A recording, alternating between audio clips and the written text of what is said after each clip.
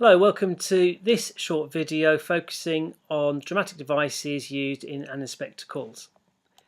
Okay, so when answering any question on inspector calls, irrespective of exam board, you must explore how Priestley uses various dramatic devices and what their impact is, method and meaning. A list of dramatic devices that I'll cover in this video are stage directions, lighting, timings, the inspector, dramatic irony, symbolism and sound. I will say about stage directions, I have got another video devoted just to stage directions, so do check that one out. Go into a lot more detail and depth with regards to that particular device. Okay, so stage directions briefly. Let's state the obvious. An inspector calls is a play. Now, it's important to acknowledge this as there are different rules which govern the writing of a play when compared to a novel. And one of these allows the playwright to provide instructions to the director and to the actors, informing them of his or her intentions throughout. These are called stage directions.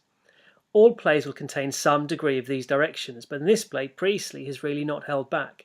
Instead, he's provided very detailed and specific instructions. And now, as students of the play, this is great news for us, as we can therefore understand more clearly what motivation lies behind the setting, character presentation, and certain pieces of dialogue. Okay. So again, do check out the other video on stage directions for a lot more detail there. Lighting. So the primary use of lighting is indicated within the opening stage directions. Priestley states that the lighting at the outset should be pink and intimate. Now let's interpret this. Let's offer a couple of interpretations for this. So this could be to reflect the warm, celebratory mood of the Burling's engagement party. Or it could refer to the idiom rose-tinted glasses. Now what rose-tinted glasses means is that you don't see the world as it truly is. You see things as a lot better perhaps than they really are. So if you apply that to the actual play itself, it could reflect how the audience see the Burlings at this point. We don't really see them as they truly are. We see just a family celebrating an engagement party or very happy.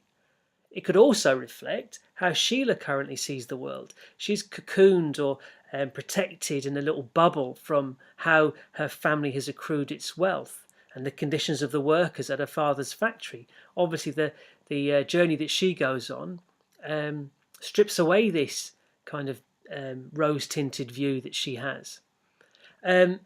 Pink is also traditionally a feminine colour, which could imply that this will be a play about women. Then, upon the inspector's arrival, the lighting becomes brighter and harder. Now, this could reflect the interrogation of the family under a spotlight, or, linking to the rose-tinted view of the world, represent Sheila and the audience's journey from that rose-tinted view towards truth and understanding. There's a bit about lighting, the use of lighting in the play, again in the stage directions. Timings. The inspector's arrival is indicated by a sharp ring of a front doorbell, crudely interrupting Burling as he's in the middle of espousing his capitalist views about how we should look after number one and not be bothered about others. The timing of this is significant as it foreshadows the ensuing battle between these two characters and their contrasting beliefs. If you see these characters as dramatic constructs, not real people, but characters to represent. So in Burling's view, to represent capitalism, and in the inspector's case, to represent the socialist views of Priestley. Other exits and entrances are used cleverly to create dramatic tension, with revelations occurring while certain characters are absent. Examples of this include Mrs. Burling unaware how the inspector is implicating everyone with his effective questioning techniques, or Eric returning just as everyone realises that he is the father of Eva's unborn child. So that's a bit about timings. Dramatic irony, you should all know what this is.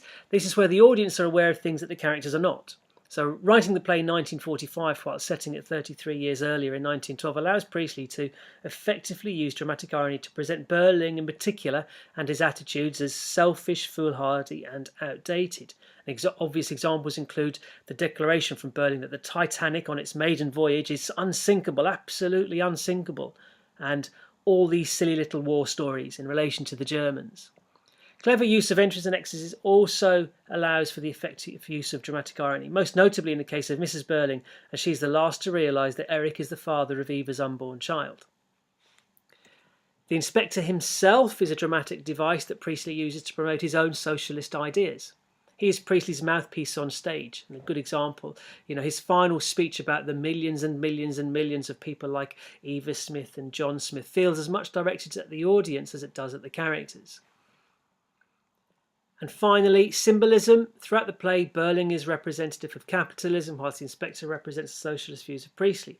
Gerald and Mr. and Mrs. Burling represent the old order of things, the way things, the traditionalist, the way things have been done up to this point, kind of a reluctance to be progressive in the slightest. Whilst Eric and Sheila contrast with this, and they represent real hope for the future because they are prepared to learn from their mistakes and take on a measure of responsibility for how their actions impact upon others. And then sounds, there are only two significant sounds, being the sharp ring of the doorbell and the telephone at the end, which also rings sharply, again interrupting Burling just as the first inspector did. So too is this next inspector who's coming to question the family.